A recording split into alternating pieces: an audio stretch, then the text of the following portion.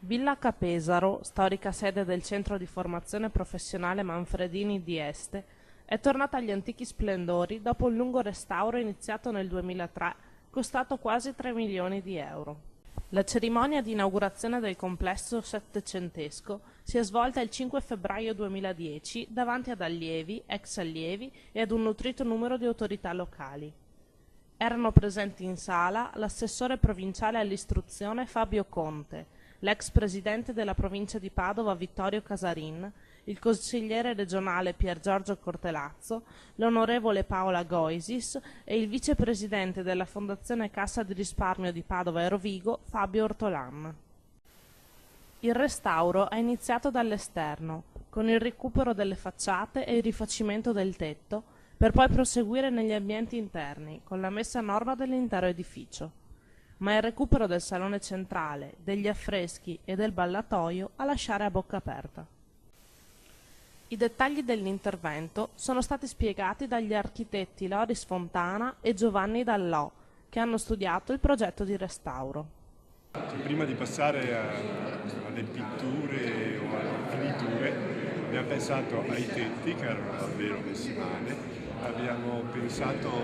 alle strutture murarie con quella nuova tecnica con le fibre di carbonio che abbiamo applicato in tutta questa costruzione, la verifica delle fondazioni, gli impianti, eccetera, la portata dei solai, cioè da tutto quello che è stato l'impegno di mettere a norma da un punto di vista legislativo, diciamo così, la struttura. Questo è stato un po' un impegno che è stato svolto da me, che è stato coordinato da me, diciamo così, contattando i vari responsabili, le varie imprese, i tecnici, eccetera. Qui abbiamo dovuto cercare, rifarci per analogia a tipologie dell'epoca. Prima di realizzare questo salone, il Pesaro, Leonardo Pesaro, ha voluto vedere il disegno e secondo me è quel disegno che si trova, quel dipinto, quel decoro che si trova sulla sala di sinistra al secondo piano. E questa è la cosa che dà più nell'occhio, diciamo, poi il recupero degli affreschi, però la cosa che io ritengo più delicata, e anche perché è stata la prima, sono le scale littiche. Le scale littiche, e quelle sono veramente il capolavoro del Gaspari, che si trovano, sono funzionali col salone, si trovano a destra e a sinistra del salone, versavano in condizioni di estremo degrado, non potevano neanche essere percorsi e lì bisognava intervenire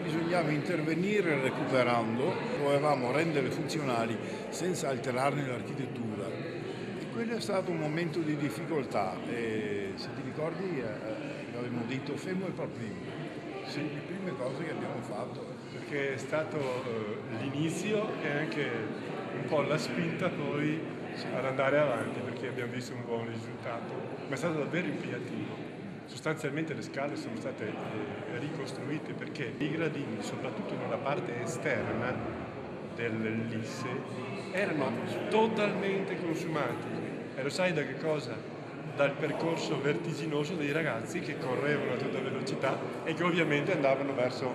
l'esterno. Nel progetto di recupero si è tenuto conto anche delle tematiche ecologiche, visto che si tratta del primo edificio delle Stense ad essere collegato alla Sesa tramite la rete per il teleriscaldamento. Il recupero della storica sede del Manfredini è stato possibile grazie all'impegno della Società Autostrade Brescia-Padova, della Fondazione Cassa di Risparmio di Padova e Rovigo, della Provincia di Padova, della Regione Veneto, del Ministero dei Beni Culturali, dell'Ispettoria Salesiana, dell'Istituto Regionale Ville Venete, ma è stato prima di tutto il Comune di Este a credere nella possibilità di far tornare all'antico splendore la villa. Inizialmente è chiaro che ha spaventato tutte le cifre per un restauro di questo rilievo, però messi assieme si è cercato la collaborazione dei vari enti, della provincia, della società autostrade, della Fondazione Cassa di Risparmio che ha dato un contributo rilevantissimo, il Comune di Este che ha fatto la sua parte e alla fine io credo che si sia riusciti a mettere assieme il meglio di un territorio e che ha saputo capire l'importanza di questa realtà. Io credo che questa sia l'eredità più importante che noi possiamo lasciare in un territorio come il nostro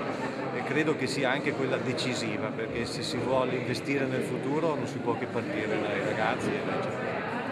Il Collegio Manfredini è sempre stata una casa con le porte aperte. Aver restaurato questo collegio vuol dire aver dato futuro all'idea di accoglienza, all'idea di attenzione ai giovani, all'idea di dare ai giovani un futuro professionale e una qualità della vita che Don Bosco aveva, ci ha trasmesso nelle nostre zone e anche a ciascuno di noi. Noi oggi ci troviamo per inaugurare una grande opera restaurata, riconsegnata alla famiglia salesiana, ma riconsegnata anche alla città di Este che mi onoro di rappresentare. Un'opera architettonica importante, un'opera anche artistica. All'interno di questo salone ci sono dei dipinti meravigliosi, ma soprattutto riconsegniamo alla città, al territorio, un'opera che è sempre stata aperta ai giovani e che sarà ancora punto di riferimento per i giovani della nostra città, di tutto il territorio della Bassa Padovana.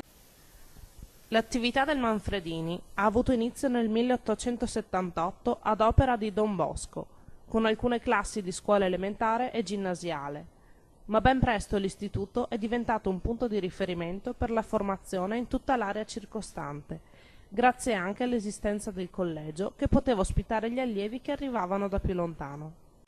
È nel 1992 che il Manfredini rinasce a nuova vita, con il passaggio da liceo a centro di formazione professionale, frequentato oggi da circa 200 ragazzi.